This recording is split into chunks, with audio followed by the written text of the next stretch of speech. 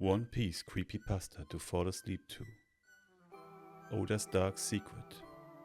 Part 2.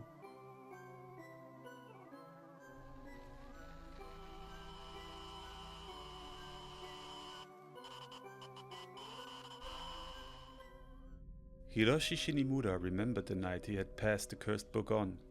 He had worked the entire day at the manga studio. Pencil lines scratching, ink smudging across his knuckles, endless deadlines stacking like a weight on his chest. The nights were long, the pay was small, but he had once been proud to be part of that world.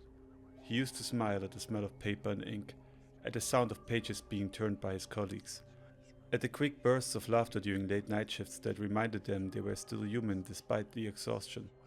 That had been life, harsh but full of creation, filled with the quiet joy of building something larger than himself. But ever since he had met Shidara Kenshi, something had shifted. Kenshi was officially just a quiet figure on the edges of Oda's creative circle.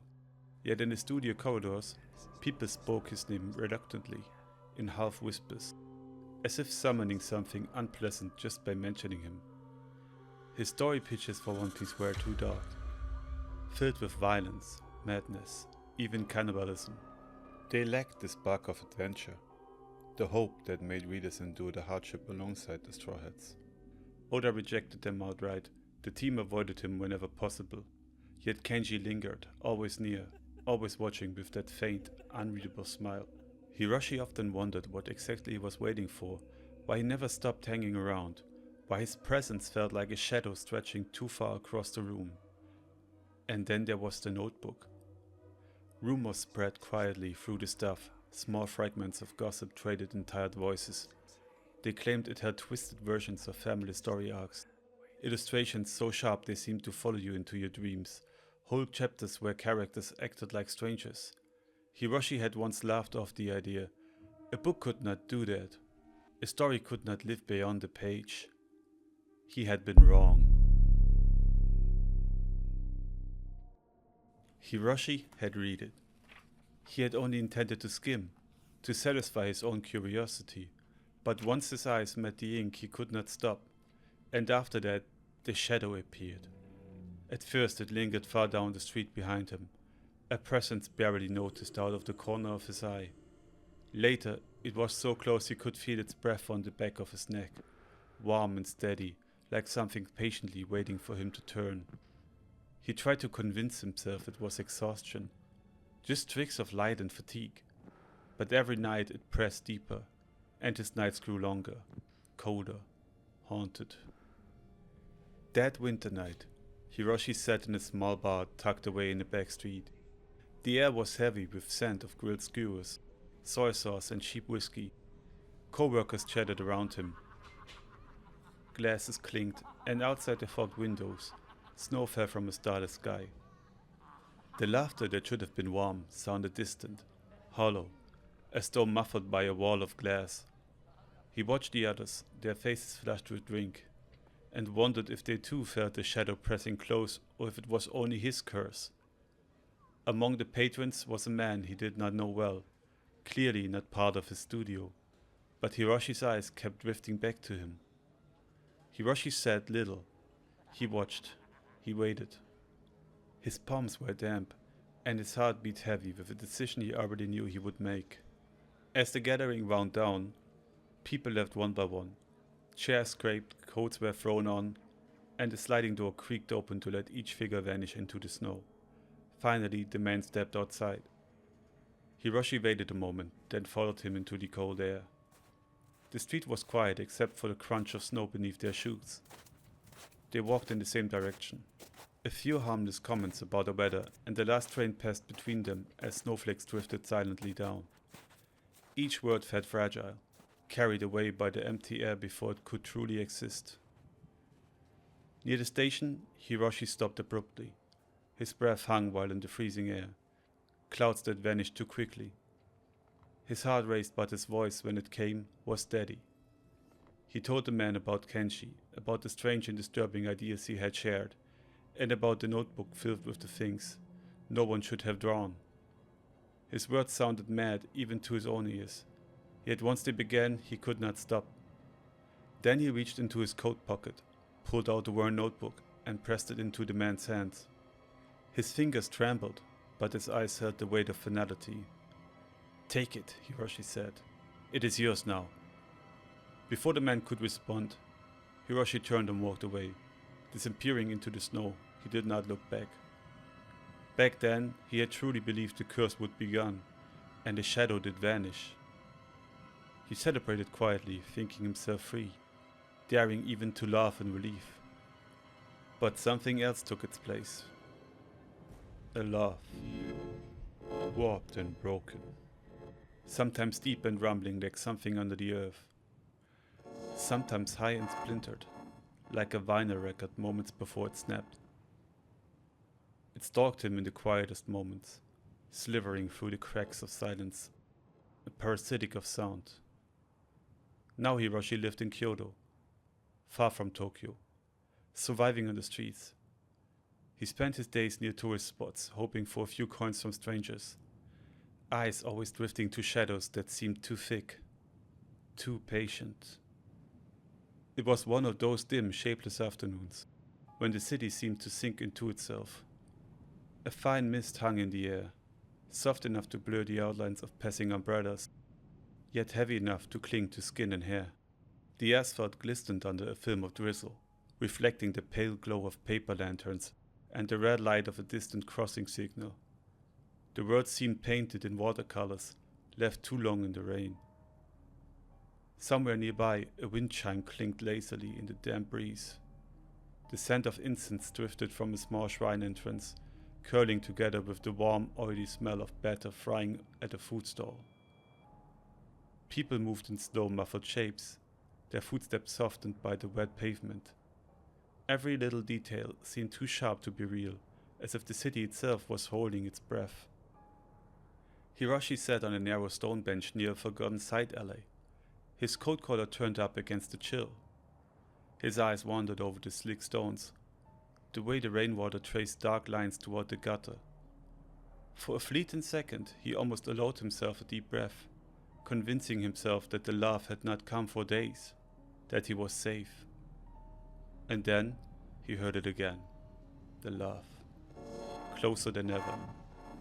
His veins turned to ice. He stood and stepped into the alley. Rain dripped from the eaves above. Somewhere nearby, a sliding door rattled, then fell still. The silence between the sounds was worse than the sounds themselves. And there he was. Brooke. Or something that looked like Brooke. Only not drawn, but real. Eye sockets black and endless. The mouth was far too wide, teeth uneven, dull and brown like rotting shards of pottery. Wet, black hair clung like seaweed to the skull. The top had crooked and stained. No words, only the love, close enough for Hiroshi to taste its foul breath. He stumbled back, slipping on the wet stone, and fell. Cold fingers seized him, and then there was only pain.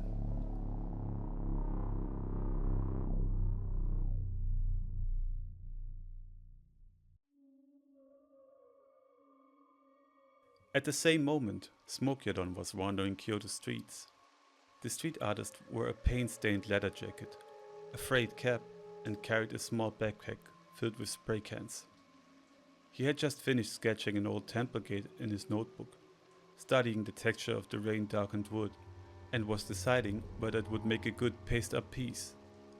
He loved the way the rain gave everything a darker outline, the way wood grain seemed alive when it was wet. He muttered to himself, half amused, half tired. Maybe this one's worth it. Not everything's concrete and glass. That was when he heard it. A hoarse gasp followed by a dull thud. Curious, he stepped into the narrow dim alley.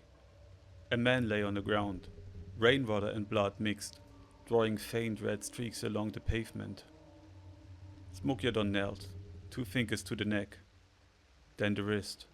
The pulse was weak, the breathing shallow. Hey, can you hear me? He asked firmly. Stay with me. The man's glassy eyes locked on his. "They are real," Hiroshi whispered. "The ones from the book." They are coming into our world, finishing what he wrote. Smokyadon opened his mouth to ask, but the man's words spilled faster. A cursed notebook. The source. I gave it to a colleague in Tokyo. Studio Shinka. His body went limp. Smokyadon froze, his hand still at the man's neck. A sharp cold thought pierced him. If someone walked into the alley right now, it would look like he had done this. His eyes darted to the alley mouth. Nothing. No footsteps. Only the rain. He started to rise, to call for help. And that was when the body twitched. Not like a reflex. Something else.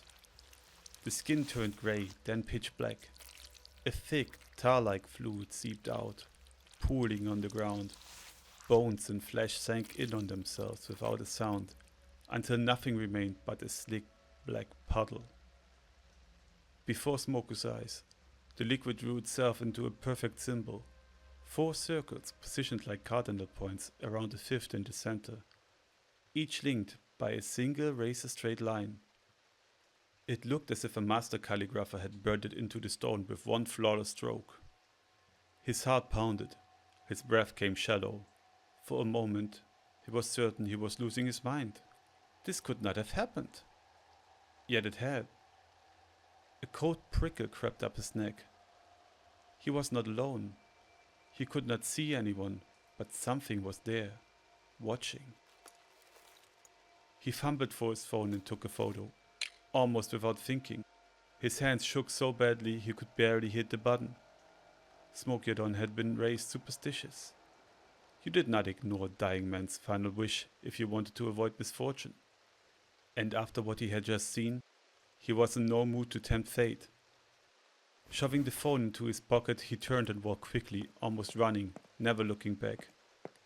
He would go to Tokyo, and he would find Studio Shinka.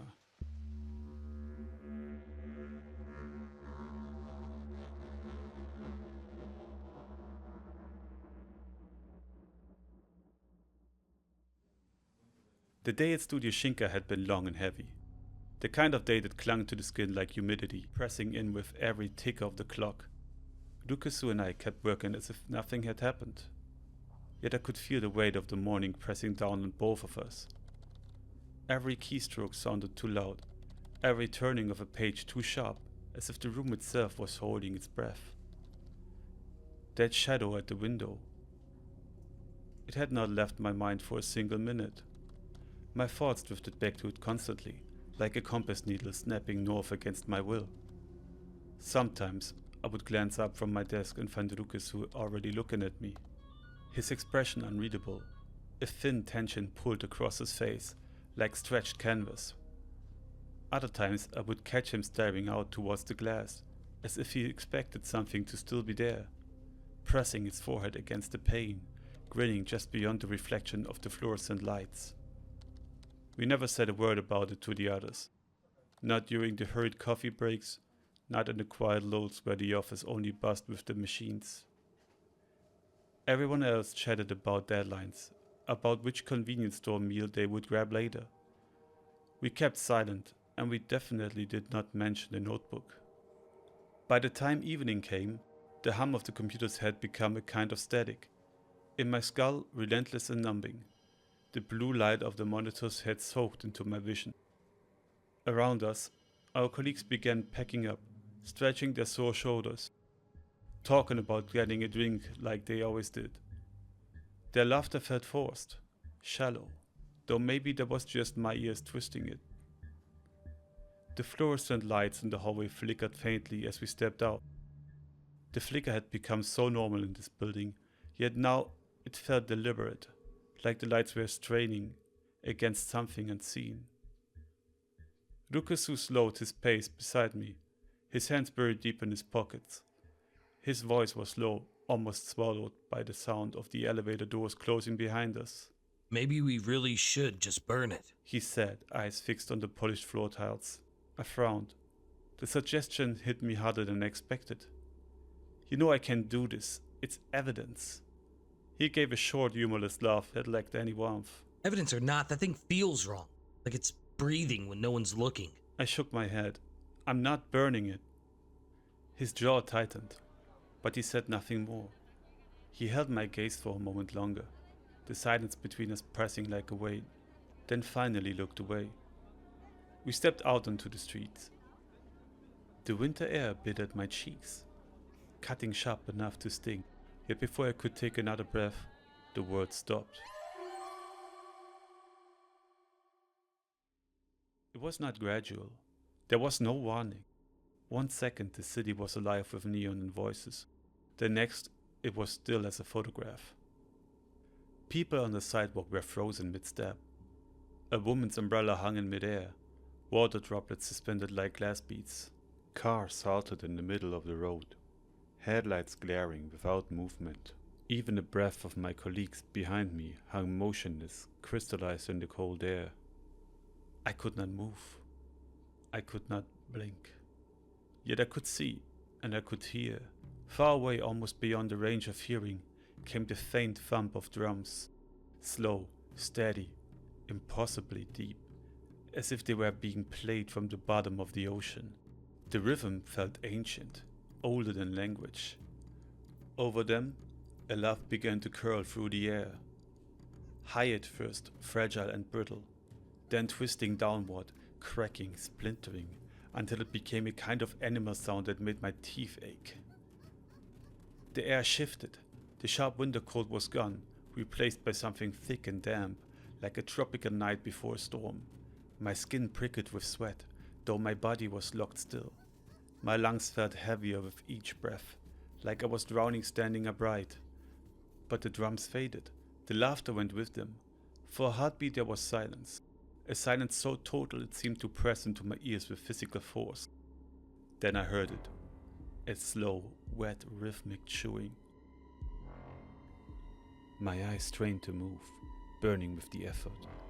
I could not turn my head, but I could see Rukasu in my peripheral vision. His eyes were wide, wider than I had ever seen them.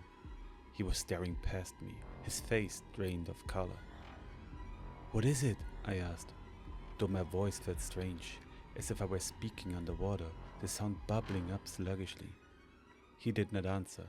His gaze only sharpened, his lips trembling until they parted in pure panic, and then I saw it. The shadow. The same one from the morning, no longer outside the window. Now it was close enough to touch, close enough that I could almost feel its shape leaning over me. A sudden weight pressed into my skull, like invisible hands squeezing from all sides, forcing every thought into static. The pain was blinding, suffocating. Darkness.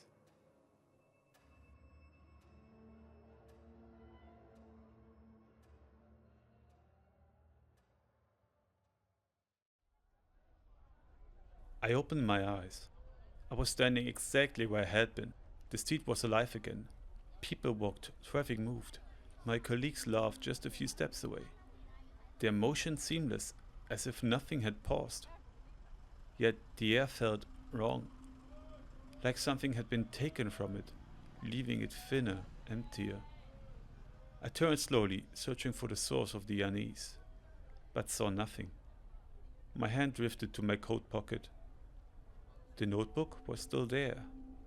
Strange. Had I just fallen into some kind of waking dream? Eyes open but somewhere else? The memory was too vivid, the pain in my skull too real to be dismissed. I forced the thought away and followed the others towards the bar, each step heavier than the last. I needed to learn more about this notebook. Maybe tomorrow I really would go to the police.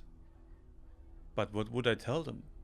That a stranger had given me a book and I had been seeing impossible things ever since? They would laugh.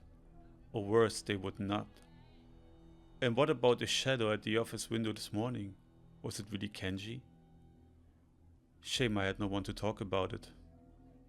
Odd. I could have sworn there was someone. Well, I could think about it tomorrow.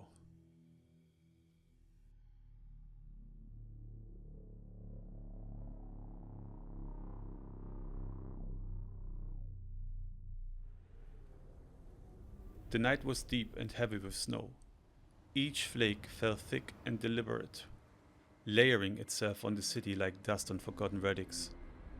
The air bit into my skin, numbing my fingers even through my gloves, and every breath burned sharp in my lungs before vanishing into pale clouds. I had left the bar with my colleagues only a few minutes earlier, exchanging the usual laughs and half-drunken goodbyes. Their voices still echoed faintly in my ears, cheerful but thin, dissolving into the night as soon as the bar's glow faded behind me. It wasn't the first time I had done this after work. In Japan, these late-night drinks were almost ritual, the unspoken extension of office hours where truths were confessed over cheap sake, where laughter papered over exhaustion.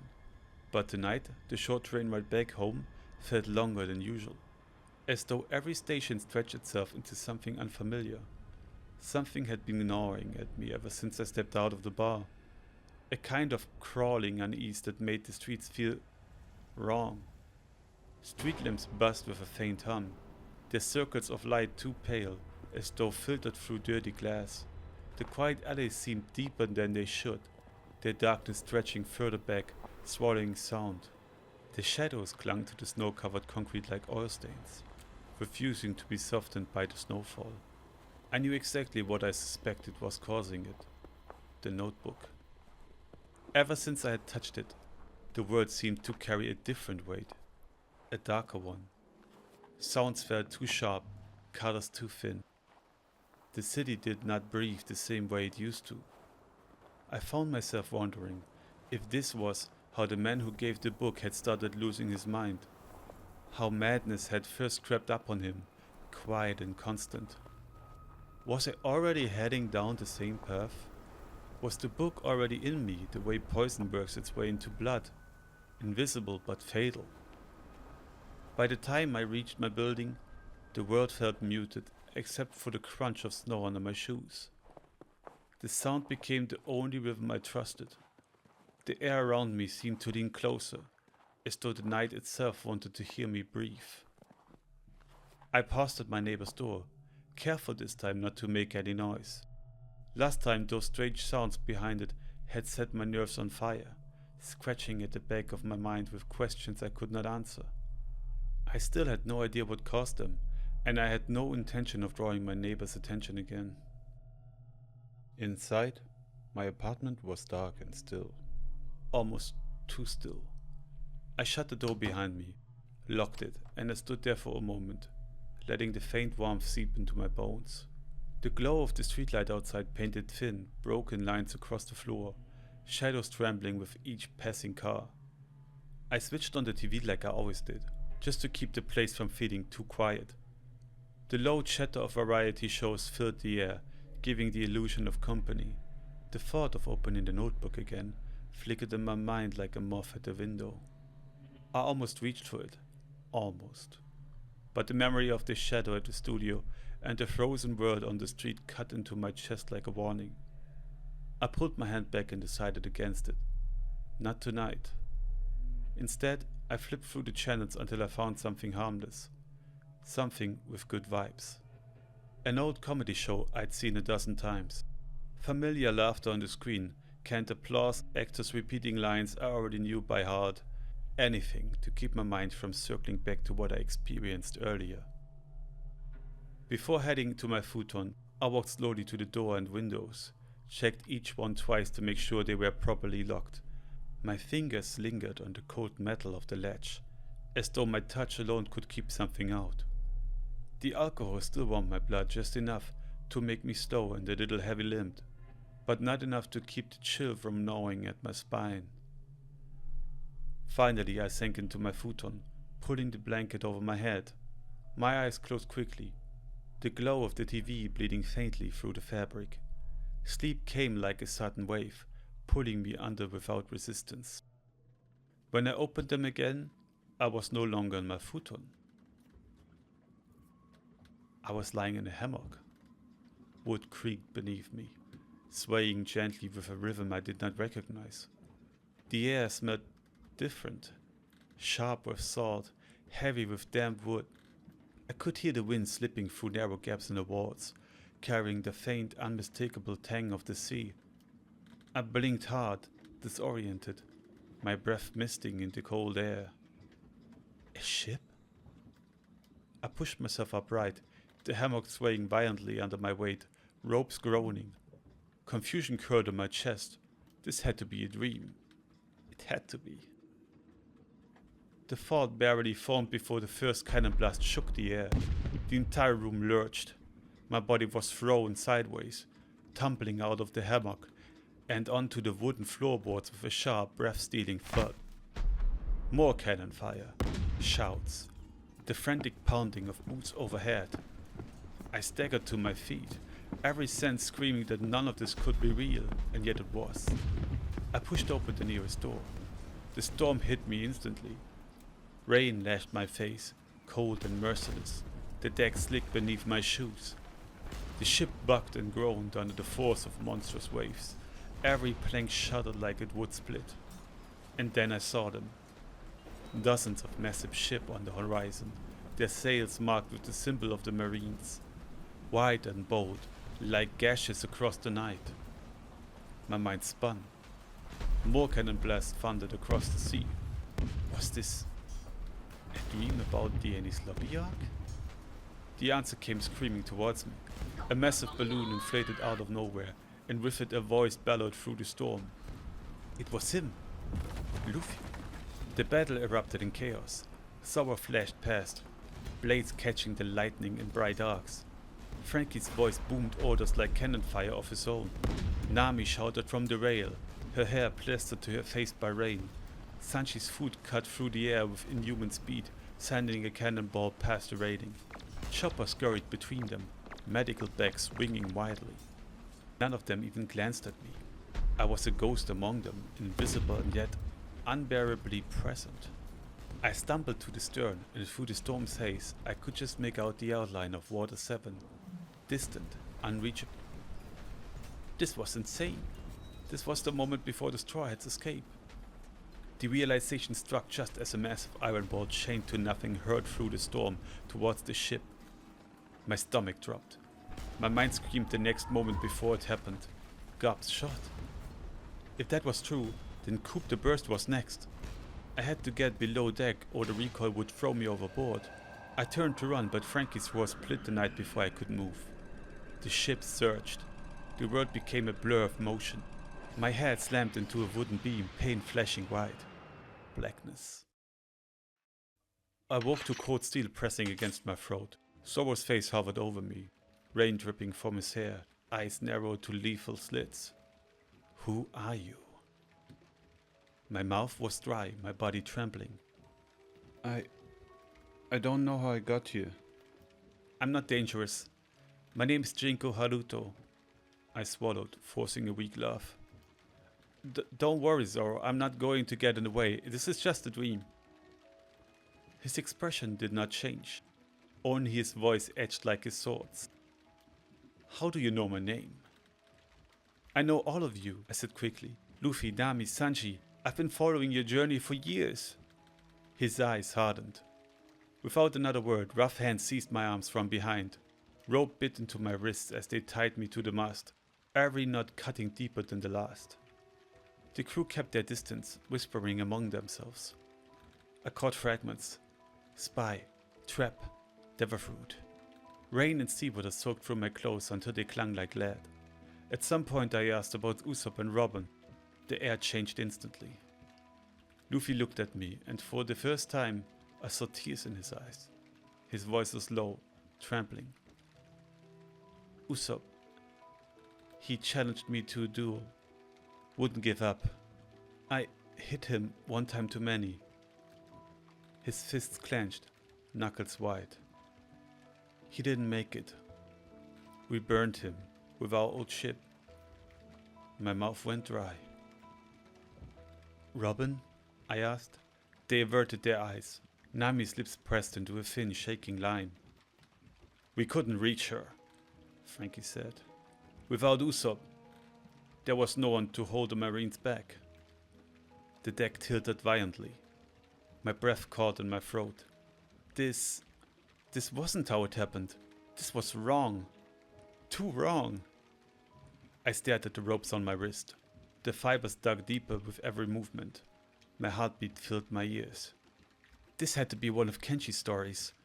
But if it was, why could I feel the cold, the rain, the ache in my skull from where I'd been hit? Was this really a dream? The thought barely settled before the deck shuddered under a sound I had never heard before. Low, wet and impossibly deep, as if something vast was moving beneath the ship. Every head turned towards the water. Something was rising. The rain seemed to stop midair as the surface broke. At first it looked like a massive wave, until I saw the glistening black surface. Slick, seamless, almost like ink. Something I had only ever read about in a notebook. My stomach turned. Kenshi's stories were bleeding into this world, and now, so was I.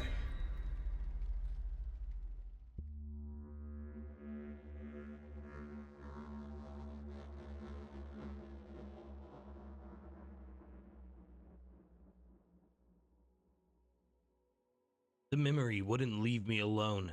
It clung to the edges of my thoughts, creeping in whenever I tried to breathe normally. We had stepped out of the building, the cold night air biting at our faces when the world stopped. It wasn't gradual. It was as if a switch had been thrown, a snap of invisible fingers cutting reality off at the roots. One moment, the city moved in its chaotic rhythm. The next, it was still as death. People on the sidewalk froze mid-step, their legs suspended like broken marionettes. Mouths hung half open in conversation, laughs caught forever in their throats. A man's cigarette smoke curled upward and then just stayed there. A twisted ribbon suspended like a photograph pinned in midair. Even the steam from a yakitori stand across the street halted, frozen into a grotesque sculpture above the grill. The silence was even worse than the stillness. It was absolute. So thick, it pressed against my eardrums, drowning out even the beat of my own pulse. I blinked. My breath caught in my throat as though it too had forgotten how to move. And Haruto was frozen as well. One moment he had been walking ahead of me, his posture relaxed, his head slightly tilted toward the street as though lost in thought. The next, he was stock still, his body locked like a wax figure. His eyes were unblinking, staring into something none of us could see. And behind him, that shadow. It wasn't shaped like a person. Not really. Its form bent and stretched in ways that denied the rules of flesh and bone. Too thin in some places, impossibly wide in others. Its limbs seeped outward and upward, blurring into the air like ink bleeding into wet paper, bleeding until the edges of reality itself smudged. Its head hung at an unnatural tilt, as though its neck had been snapped long ago. The sight rooted me in place, terror locking every muscle. My pulse drummed so loudly it seemed impossible. No one else could hear it, a frantic percussion in my skull. Then, without a sound, both Haruto and the shadow were gone. No fade, no burst of light. Gone. And just like that, the world moved again. The cold air bit at my face. A passing truck roared by with a gust of snow, and the cigarette smoke above the man's hand dissipated into the night as though nothing had happened.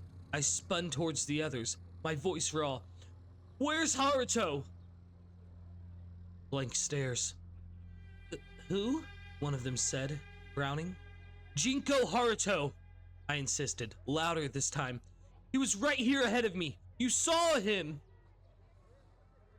They glanced at each other with mild confusion. A shrug passed between them, and one repeated in a casual tone, "I've never heard of him." The casual way they said it chilled me more than if they had laughed in my face. I didn't go with them to the bar.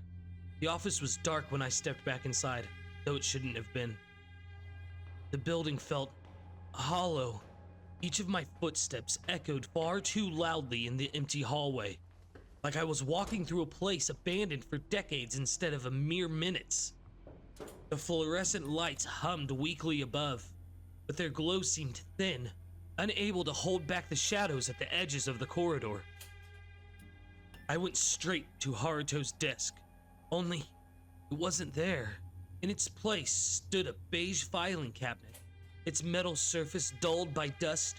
My breath caught in my throat as I reached out.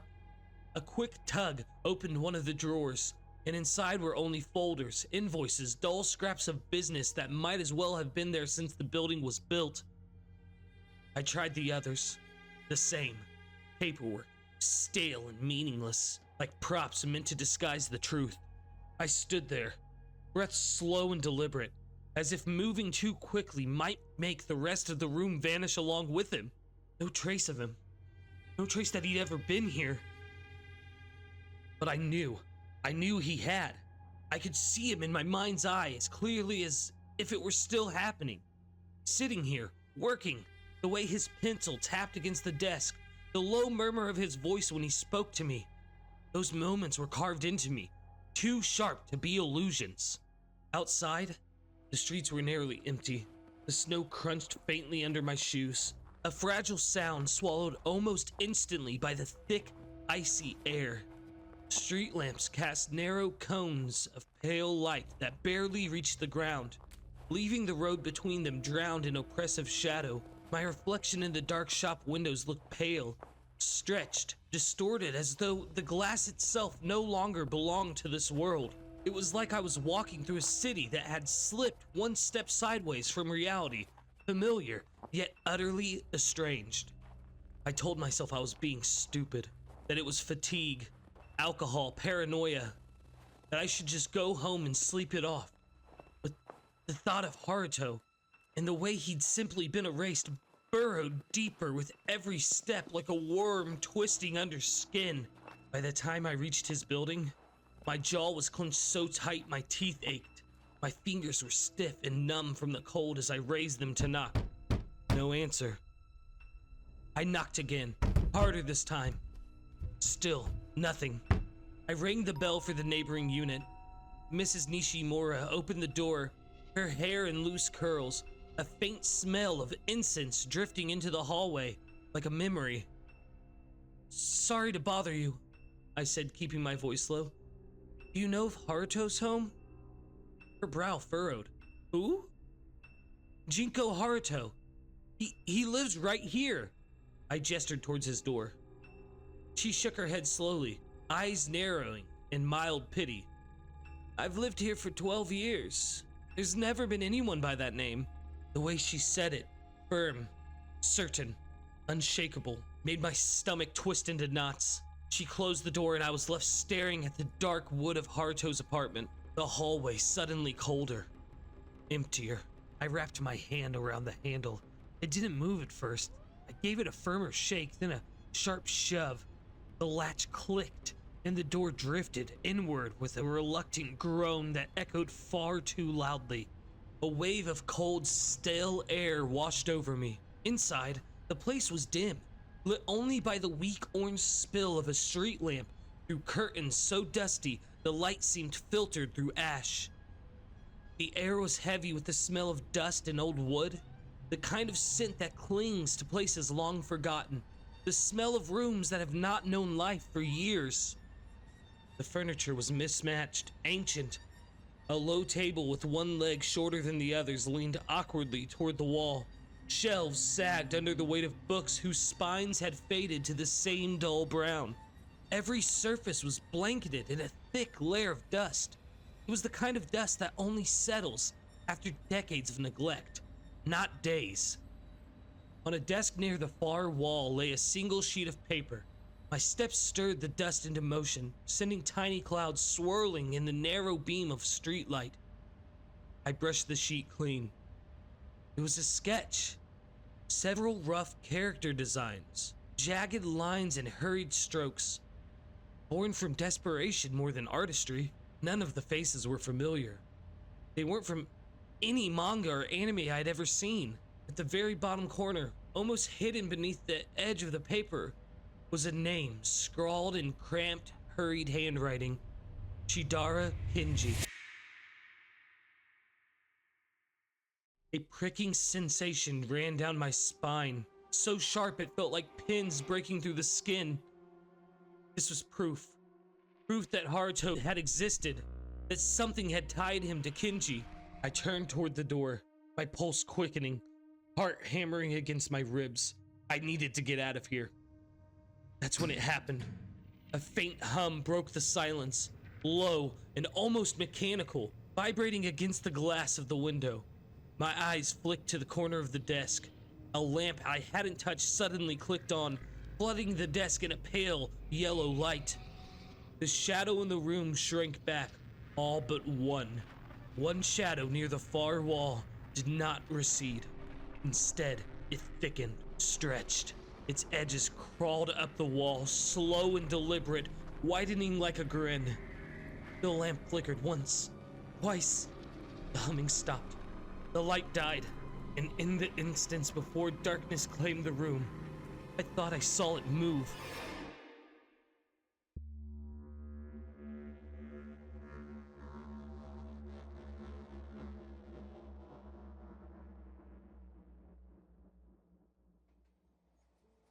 The train from Kyoto to Tokyo was quieter than Smoke-Yadon had expected. He had taken the early morning Shinkansen, hoping the crowds would be thinner, but the silence felt unnatural. Even the rattle of tracks seemed dampened. Commuters scrolled endlessly through their phones, thumbs flicking the same mechanical rhythm, while businessmen dozed with their chins tucked to their chests, their breaths slow and shallow. A faint hiss of the air conditioning pressed at his ears, but it wasn't enough to shake the sense that he had stepped into a painting rather than a moving train. Smoku shifted in his seat, shoulders hunched. He kept his hands buried in his jacket pockets, one thumb brushing the jacket edge of his cracked phone screen. On it sat the last photo he had taken in Kyoto. The slick black mark on the rain-drenched pavement, its lines curling into that strange symmetrical symbol he had never seen before. The photo was blurred from the drizzle and neon reflections, but the mark itself was sharp, deliberate, as though it had burned through the lens. That symbol had been carved into his memory since that night. Even when he closed his eyes, he could see it glowing faintly, as if someone had etched it against the inside of his skull. He still heard Hiroshi's final words in his head, ragged and urgent, repeating in a loop that refused to break. The cursed notebook, the name of the studio, the warning about characters becoming real. The memory was stitched to the smell of rain and iron in the air, the way that streetlight had flickered, the sudden silence before Hiroshi's voice cut off. Smoku replayed it over and over, knowing it wouldn't change anything but unable to stop himself. His grandmother's voice slipped into the cracks of his memory, layered over Hiroshi's. She had raised him to believe the things most people laughed at, to carry paper chumps in his pockets, to whisper protection verses when the wind shifted strangely at night. As a boy he had sown. He once saw a yokai crouched on the seawall under the moonlight, unmoving but unmistakably alive. The adults told him it had been a trick of the shadows, but his grandmother had only nodded, her eyes sharp with knowing. She never told him he was imagining things. She taught him never to ignore a warning, and Hiroshi's had lodged itself in his chest like a splinter. The train hissed into Tokyo Station, brakes screeching with a drawn-out sigh. The door slid open to a grey, damp morning, and the rush of cold air rolled down the carriage like smoke. Smoku tightened his grip on the strap of his duffel bag and stepped onto the platform. His breath came out in short clouds as he followed the directions he had scrawled onto a folded scrap of paper. The sign for Studio Shinka was smaller than he had imagined, almost hidden between taller buildings. Inside, the smell of toner and stale coffee clung to the air, layered over by the faint hum of machines. A man in a dark sweater glanced up from his desk, eyes dull with the fatigue of routine. "Can I help you?" I'm looking for someone. Smoku said, adjusting the strap across his shoulder. A friend told me this studio might know him. I was wondering if anything unusual happened here lately. The man hesitated. His fingers tapped once against the desk before he lowered his voice. "One of our staff disappeared 3 days ago. He'd been acting strange, asking about someone nobody knew. Then he just stopped showing up." Do you have a picture of him? Smoku asked. voice steady but edged with tension. The man pulled out his phone, scrolled, then turned the screen. Can you send me that? Smoko asked. And what's his name? Lukasu. Smoko thanked him, saved the image and stepped back outside. The mist clung low over the street, wrapping the buildings in a dull veil, while neon signs flickered in weak pulses. He began showing the photo to shopkeepers, office workers, anyone who could pause long enough to glance at the screen. Some barely looked before shaking their heads, others squinted, frowned, then shrugged with polite indifference. Hours passed, the same exchange repeated, until each sorry nose scraped at his patience like sandpaper. His shoes were wet from the puddles, his jacket damp with the mist, and he was ready to give up. That was when an older woman carrying a small umbrella and a bag of groceries stopped mid-stride. Her eyes lingered on the phone longer than the others. "That man. He knocked on my door a few nights ago," she said slowly. Looked confused. "I called the police." Smoko leaned closer, pulse tightening. Do you know where they took him? She hesitated, glanced nervously at the combini beside them. The hospital. The one with the locked wards. By nightfall, Smoko was at the reception desk of a private psychiatric facility. The lobby was quiet, too clean, the fluorescent light bleaching the tilted floor into a harsh white. He gave his best attempt at a warm smile and slid his ID across the counter. I'm his brother, he said, smoothly forcing the lie through with practiced calm. I just got back into the country. I heard what happened. The attendant studied him for a long moment, eyes flickering from the idea to his face, weighing. Then she typed something into her computer. "You have 10 minutes. As she printed the visitor's pass, Smoko asked, his tone careful. How was he when they brought him in? "According to the report," she said, voice dropping, "he was found in an abandoned apartment. Layers of dust everywhere, no sign of anyone living there for months. He was agitated, talking about someone who didn't exist. Kept saying a name over and over, then laughing, then crying." The pass slid across the counter into his hand. Its laminated surface felt cold against the skin. The corridor smelled faintly of antiseptic and aged plaster, that particular hospital scent that clung to skin and clothing long after you left. The lights hummed overhead, buzzing like trapped insects. When Smoko reached the door at the end of the hall, he knocked once, his knuckles echoing dully against the wood before stepping inside. Rukasu.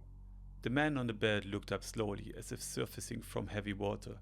His eyes were dull at first, like someone waking from a dream, but then sharpened with a strange recognition. You are not one of them.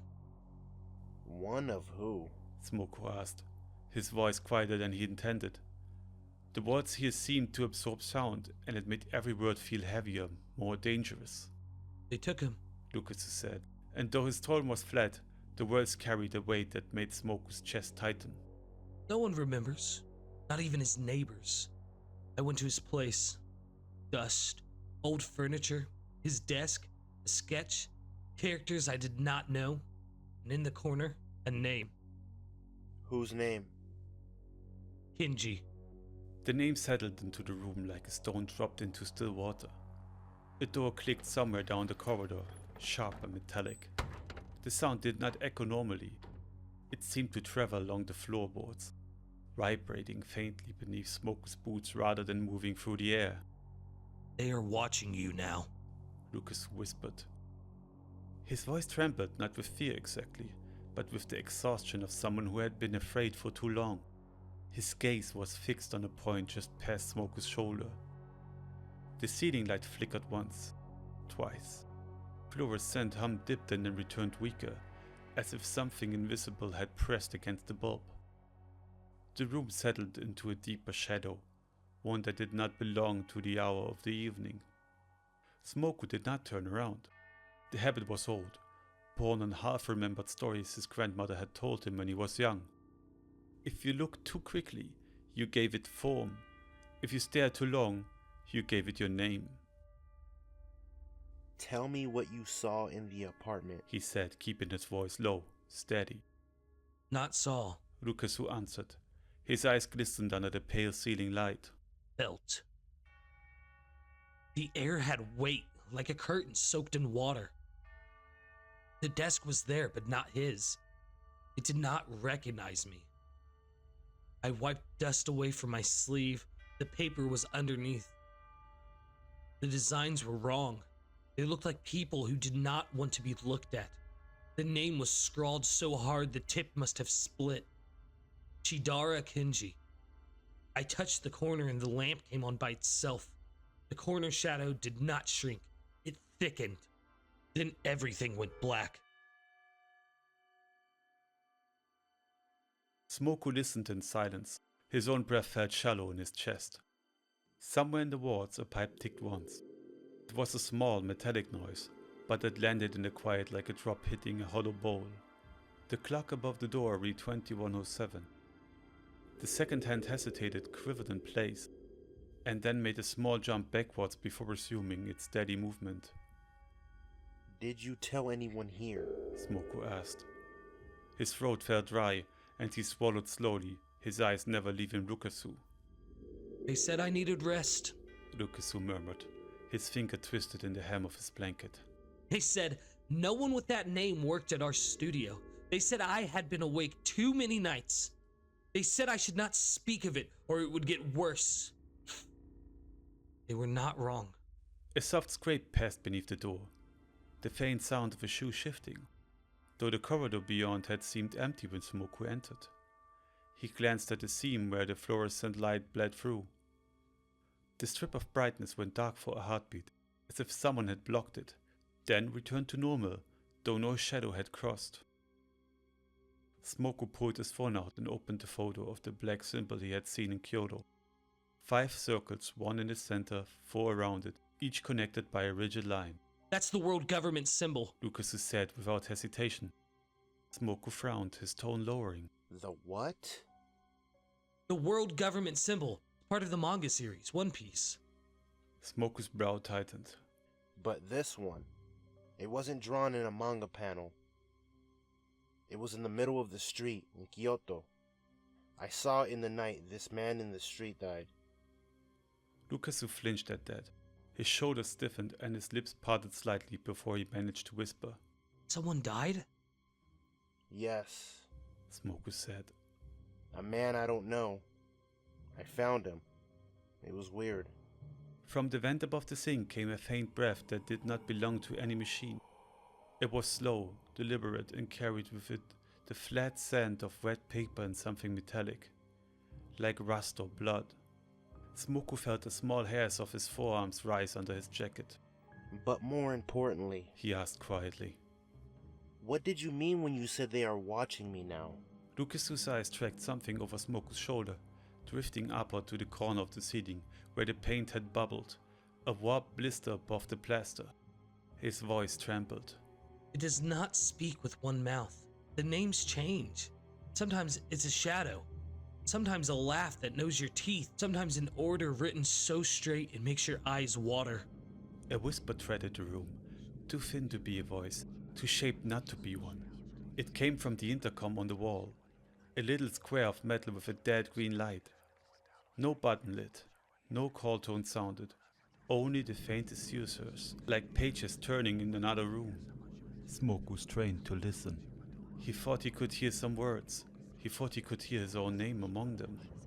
You cannot pull one thread without pulling 5. Lucasu said softly. The blinds were drawn, but on the plastic slats a pale oval bloomed, as though breath had touched and cooled there. Then more appeared, until there were 5 in total, forming the same pattern as the Kyoto mark. Smoku's visitor pass fogged, cleared, fogged again. For a second in the blur of condensation, he thought the letters rearranged into Kenji, before fading back to guest. The intercom whispered the last time and fell silent. Somewhere down the hall, a cart rattled over the tiles, grounding the moment in the ordinary. But Smoku did not feel relief. I need to find that apartment, He said firmly. Lucas's lips trembled into a faint, hopeless smile. You will not like what you find there. That has not stopped me yet. Then you need to find the notebook. Which notebook?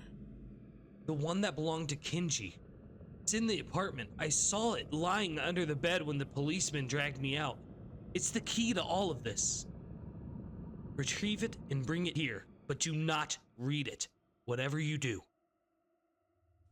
In the black surface of the TV screen across from them, the reflection of the door was open, though the real one behind Smoko was shut. Something lank leaned in, tall and crooked. Smoko turned sharply, but the doorway was empty. A knock. The nurse. Visiting hours were over. As Smoko left, his eyes caught dull patches in the waxed floor forming the same 5-circle pattern. He photographed it, but when he checked the screen, nothing showed. Outside, the rain turned the streetlights into hazy glowing orbs. Above, a blind tilted without wind, revealing the same symbol before flattening back to normal. Smoko told himself he was ready. He knew he was not.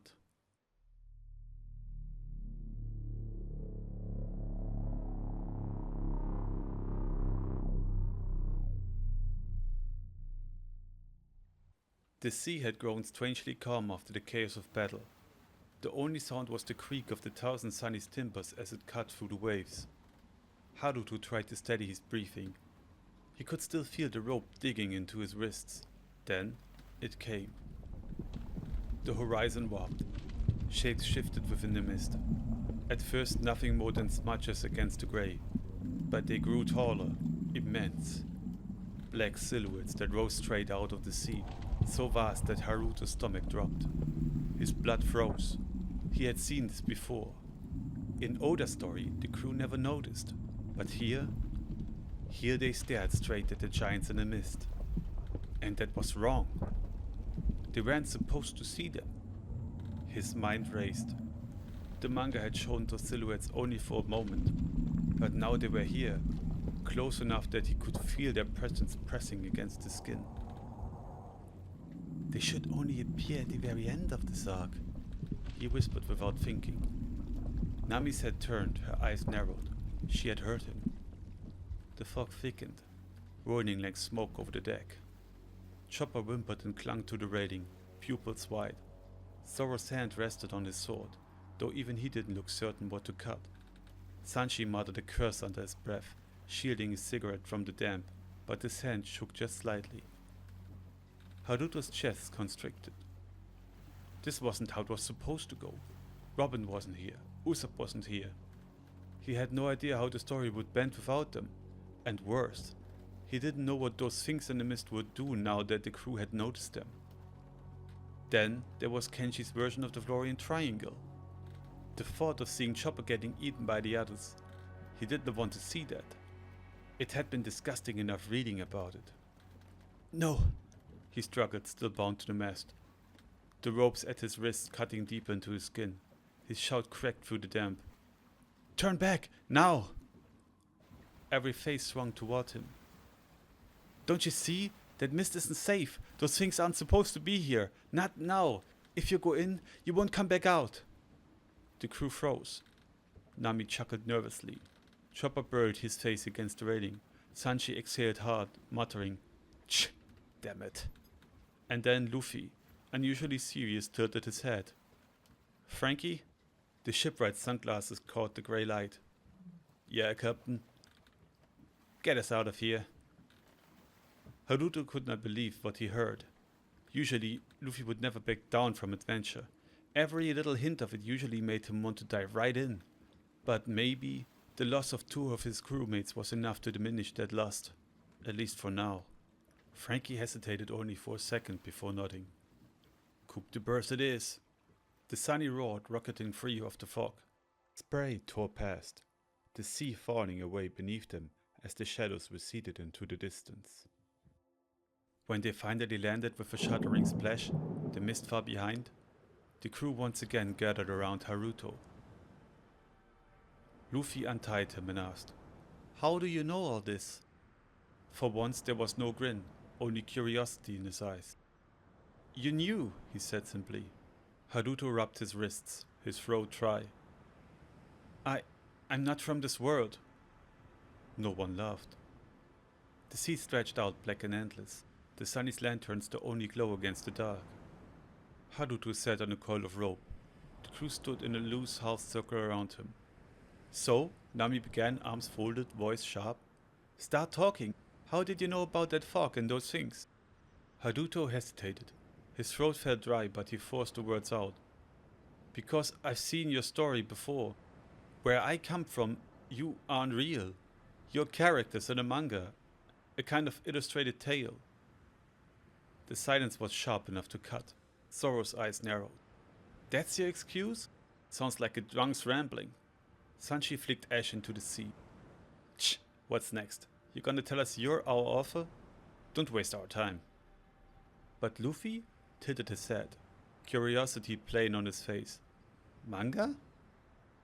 Chopper's ears twitched. What's a manga? Haruto swallowed hard.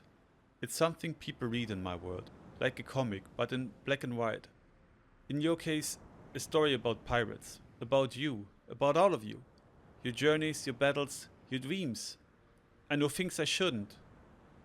Prove it, Nami said coldly. So he did. He spoke of Luffy defeating Arlong and Zoro's fight against Mihawk. He described the time Luffy rang the golden bell of Skypiea, the sound echoing across the clouds. He spoke about Dr. Hiruluk and Chopper's past, how Sanji almost starved to death.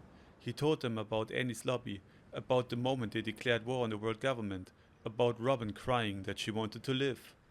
Sanji froze mid-drag. Zoro's jaw clenched. Chopper's hooves trampled against the deck. These things you're saying. Chopper's voice was small. They really happened. But he wasn't there, Nami said. Her voice shook, but her eyes were sharp. You weren't there! Luffy crouched down in front of Haruto, searching his face with an intensity Haruto hadn't expected. So you know what happens next? Haruto's gaze dropped to the planks. I thought I did, but something's changed. Someone, Kenshi. He's taken a hold of this world, bending it. That's why things don't match anymore. That's why the silhouettes shouldn't have been there. Nami's brow furrowed. Kenshi?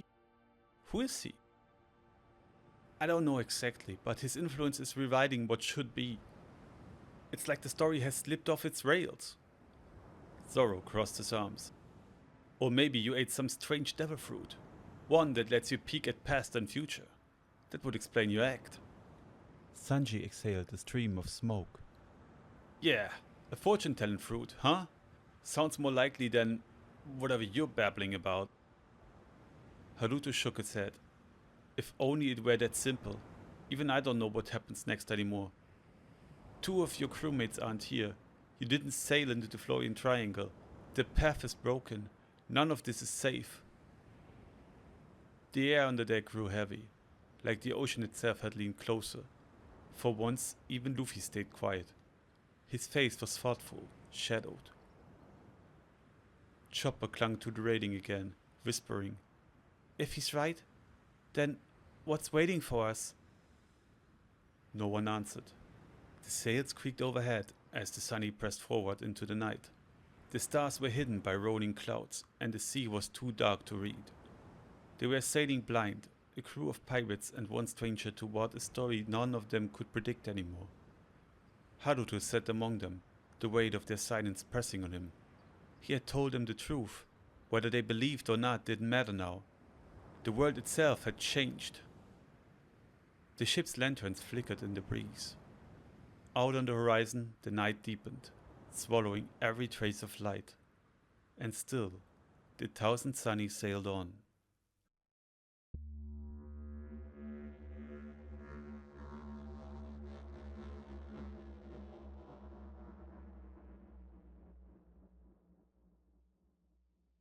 Smoke had walked for what felt like hours before finding a place that didn't reek of neon and exhaustion. Most of the business hotels near the station hummed with the glow of vending machines and overhead lights that turned every hallway into a surgical ward. The sameness of those places pressed against him, and he had already turned away from 3 in a row. Their sliding doors whispered open automatically, spilling antiseptic white light onto the wet pavement, and each time he had stepped back as though something inside might strip him down to the bone. This one tucked down a quieter side street was different. The street itself was narrow and crooked, lined with shuttered shops whose sign rattled faintly in the night wind. A single lantern swayed above the entry, its light catching the damp pavement. The sign above the door was old, letters slightly faded, and when he stepped inside, the lobby light was warm, amber, not white, almost like lamplight. The smell was faintly of cedar, not chemicals. The man behind the counter looked up from a newspaper, adjusting his glasses. His hair was thinning, his expression unhurried. Smoko felt some of the tension ease from his shoulders at once. "Evening. Looking for a room?" Yeah. Smoko said, running a hand through his hair. His voice was hoarse from the day, the edges roughened by smoke, rain, and hours of unanswered questions. Just one night. Something quiet. The clerk smiled faintly. "Quiet we have. The walls are thin, but the guests are old. No parties here." Smoko gave a tired laugh, more exhaled than sound. That's perfect. I've had enough noise to last a week. He filled in the register with his name, though his handwriting wavered. His fingers cramped slightly, as if the muscles in his hand had been holding tension all day without release. The clerk handed him a brass key on a heavy ring. Its weight surprised him. Old-fashioned, carved with a number that had dulled to a soft shine. "Room 203, the clerk said. "Lamp's a bit dim, but some people like it that way." That's exactly how I like it. Smoko murmured, almost under his breath, more to himself than the clerk. Dim light keeps the shadows where they belong. The clerk tilted his head, uncertain if he heard correctly, but Smoko just bowed politely and carried his bag upstairs. The hallway creaked under his step, the floorboards uneven. He passed one door with a paper slip talisman still tacked above the frame, faded to near white. It gave him pause. Then he unlocked his own door and slipped inside. The room was narrow but clean. The futon was already laid out, the bedding neat, the small lamp on the desk casting a soft glow across the tatami floor. The warmth was not just visual, it carried into the air. A kind of hush that reminded him of autumn evenings at his grandma's house. For the first time all day, his shoulders loosened a little. He cracked the window and let the night air in, heavy with the scent of rain. The quiet of the street below mingled with the faint drip of water from eaves. Not bad, Smoku. He muttered, setting his duffel down. Not bad at all. Could have been one of those coffin capsules. Instead, you got a tatami and a real pillow. He pressed the pillow with his hand, testing its firmness, and nodded to himself. Grandma would have said this place feels like good key. Feels warm. Like someone actually cares who sleeps here. Downstairs, a vending machine hummed faintly in the hall corner, one of the few intrusions of modernity. Smoko fetted coins, pressed a button, and listened to the satisfying clunk as a can rolled into the tray. The sound was strangely grounding. He cracked it open and leaned against the cool wall, sipping the bitter coffee. The warmth spread slowly through him, soothing in its own plain way. He raised the can towards the ceiling like a toast. To you, old man. To your last wish. I don't know what kind of hell you dragged me into, but I'll see you through. He drank again, wincing. Still better than the canned stuff from Kyoto Station. Back in his room, he sat cross-legged on the futon. His phone lay dark beside him, the cracked screen reflecting the lamplight like a fractured mirror. He reached into his jacket and pulled out the folded scrap of paper, the address Rukasu had described. He stared at it until the lines blurred, the characters swimming together, as if the ink itself resisted being read for too long. Tomorrow. He would go tomorrow. He exhaled slowly, then rummaged through his bag. From the very bottom, he pulled out a small pouch of charms, worn and fraying. The fabric smelled faintly of smoke and dust, the scent of years tucked in drawers. He laid them carefully in a row, as if lining up soldiers for inspection. Alright, let's see. Paper wards, red thread, salt packet I stole from the diner. He set them one by one in front of him. Grandma, you always said it's not the object, it's the faith you put in it. Well, I'm putting everything I got into this, so don't let me down. He took the red thread, tied 3 loose knots, and whispered as he did. One to bind, one to blind, one to hold what walks behind. His fingers shook a little, but he forced the knot tight and set it by the pillow. Then he told himself, quieter. I don't even know if this does anything, but it makes me feel less like I'm walking naked into a storm. He closed his eyes and tried to recall the words his grandmother had whispered when storms rattled the windows. Old charms, half-remembered phrases, the way she tied knots in red thread. He pressed his palm together, murmured one of the simplest prayers he could remember, and placed the charm he always carried on the floor by his pillow. But sleep didn't come easily. He lay staring at the ceiling, the shadows shifting as if light itself was unsteady. Every so often his tired eyes caught it, the faint impression of 5 circles, 1 in the center, 4 around, painted briefly into plaster and then gone.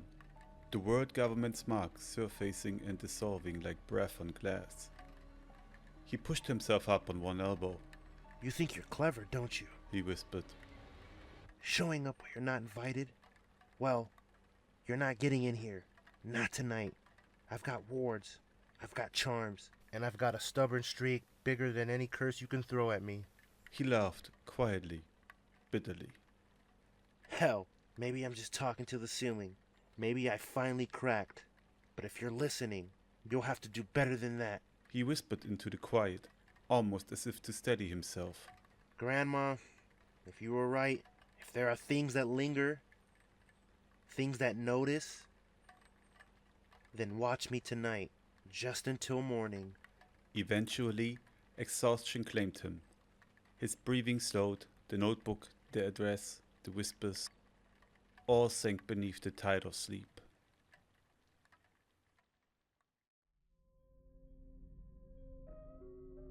Morning came grey and cold, a thin mist clinging to the eaves of the building like cobwebs that refused to burn away. Smoku tightened his jacket and made his way across town, his shoes scuffing against the damp pavement. Every step seemed louder than it should have been, as though the city itself were holding its breath. The closer he got to the address, the quieter the streets became. Neon signs blinked out one by one, as if the electricity itself retreated from this block. A man sweeping outside a convenience store paused to glance at him, then lowered his head quickly, broom stilling. The silence was worse than any scream. It was not the calm of dawn, but the hush before something irreversible. The apartment block stood squat and tired. Its concrete walls streaked and pitted by years of rain. Stains spread like veins, black and branching, and the windows were clouded with grime. A strip of yellow police tape fluttered across the entrance to the unit. Smoku ducked under, the sound of the tape brushing his shoulders unnervingly loud in the stillness. His own breath felt too heavy, too warm, as if the air itself did not welcome it. Inside, the air was thick with dust, the taste of it clinging to his tongue. Every step left a mark on the floorboards, pale prints in the grey. The curtains were half drawn, their fabric stiff edges curled, the once white lace browned with age until it looked like old teeth. The furniture stood where it always had, but it looked wrong, like mannequins placed for display. A stage set left to rot after the actors had gone, waiting only for the next unlucky visitor to stumble onto the boards. Smoku paused by the desk. Its surface was bare, too clean in a way that felt unnatural, as though it had wiped itself rather than been abundant. The lamp sat crooked, its shade tilted like a broken neck. The shelves were coated in grey, so thick that the outlines of books and trinkets had blurred into formless shapes. He reached out, then pulled his hand back quickly, suddenly, unwilling to leave any mark upon them. He walked slowly, each creak on the floorboards like a breath held by something unseen. The silence was not empty. It pressed against him, close as fabric over his mouth, as though something waited just beyond the edge of sight. A whisper of pressure, not sound but awareness. Finally, he knelt by the bed. The sheet was stiff, brittle with dust, and cracked audibly when he pulled it aside. He crouched lower, peering into the darkness beneath. His pulse quickened when he saw the faint edge of a cover, half buried as though hiding. He reached in, fingers brushing the dry floorboards, fingertips trembling at the feel of them. At last, he pulled it free. The notebook. The cover was cracked, stained, warped in places as though it had been burned by invisible fire. He turned it once in his hands, light catching the warped grain, then slipped it quickly into his jacket. The air in the room felt heavier the instant he touched it, pressing down on his lungs like deep water. Not here. He whispered to himself. Not now. He stood, resisting the urge to glance over his shoulder, his body prickling with the certainty that if he looked, the room would not be empty. His steps felt louder as he crossed back to the door, the weight of the book a throb against his chest. The tape fluttered once as he passed under it, though there was no wind. It lifted, twisted, and fell again, as if stirred by a breath that wasn't his. Smoku didn't look back. He just kept walking, jaw tight, each step a refusal to run. Outside, the daylight seemed thinner than it had before. The notebook pressed against his chest, its weight unnatural, as though the pages themselves resisted the daylight. He did not open it, not yet. Every instinct screamed that the act of reading would not only reveal, it would invite. And tonight was not the night for invitations.